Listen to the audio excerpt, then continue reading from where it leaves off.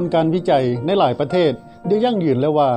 80% ของความสุขและความสำเร็จของมนุษย์มาจากครอบครัวแต่น่าเสียดายที่อัตราการหย่าร้างในแม้แต่ในบางประเทศที่เจริญแล้วเช่นอเมริกาก็ยังสูงถึง 50% และอยู่ในสปป.ลาวแม่นหลายกว่า 90% ของคดีความอยู่ในศาลแม่นคดีหย่าร้างหลายคู่จัดงานแต่งงานมโหฬารแต่อยู่กันบ่ฮอด3 เดือนนักไปกว่านั้นบางคู่อยู่นำกันมาหลายกว่า10-20 ปีก็ยังตกม้าตายหรือไปกันบ่รอดหลายคู่ไว้ใจให้พรหมลิขิตประคองความหักของเขาแต่สุดท้ายพรหมลิขิตก็หักหลังเขาจ้อยบางคู่บ่ยอมปาห้างกันแต่ก็ต้องทนอยู่แบบทรมานป่วยทางจิตขาดกำลังใจในการใช้ชีวิตปัญหาชีวิตคู่มันเป็นปรากฏการณ์ย่อท่อในวงกว้างที่กระทบการพัฒนาสังคมและเศรษฐกิจของประเทศปัญหาดังกล่าวยังนำไปสู่ปัญหาประชากรเด็กที่อ่อนแอทางจิตเด็กหญิงถือพาก่อนวัยเรียนเด็กติดยาเสพติดและอาชญากรรมและเมื่อเด็กอ่อนแอทรัพยากรของมนุษย์ก็อ่อนแอและส่งผลให้ประเทศชาติอ่อนแอเป็นผลพวงมันจึงฮอดยามแล้วบ่ที่ทุกฝ่ายต้องเอาใจใส่แก้ไขปัญหาชีวิตคู่อย่างจริงจังเศรษฐกิจบ่ดีเงินบ่ค่อยมียังสู้ต่อได้ถ้ายังฮักกันอยู่แต่ว่าถ้าพ่อแม่ลูกบ่ฮักกันแตกกันเงินเท่าใดตื้อก็ซื้อความสุขบ่ได้ข้าพเจ้า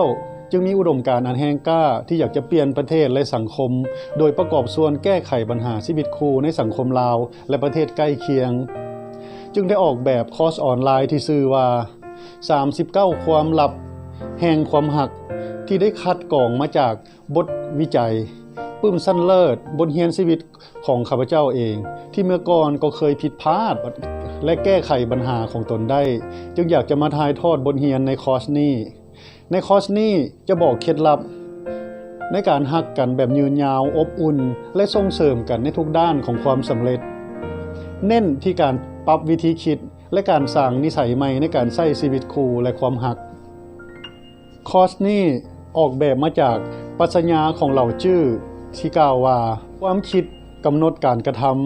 ำการกระทำจะกลายเป็นนิสัยแล้วนิสัยก็จะกำหนดโชคชะตาคอร์สนี้จะมุ่งเน้นในการปรับวิธีคิดและสร้างนิสัยที่ถูกต้องในการใช้ชีวิตคู่เช่นคู่ครองต้องฝึกที่จะเข้าใจอีกฝ่ายหนึ่งก่อนและเห็นคุณค่าของกันฝึกที่จะควบคุมความคิดอารมณ์บ่ให้นอกใจสัตย์ซื่อและกตัญญูต่อกันฝึกที่จะปรับตัวให้เข้ากับคนหักพ่อแม่ของคนหักหรือพ่อปู่แม่ย่าคนที่อยู่ต่างแขวงหรือต่างประเทศก็สามารถเรียนคอร์สนี้ได้พบกันวันที่27 28และ29เดือนกรกฎาคม2019ท่านใดสนใจอยากร่วมอุดมการณ์ในการสร้างความเข้มแข็งให้สถาบันครอบครัวกับข้าพเจ้าอินบ็อกซ์เข้ามาตามรายละเอียดและข้อมูลที่อยู่ข้างรูปนี้แล้วพบกันขอให้โชคดี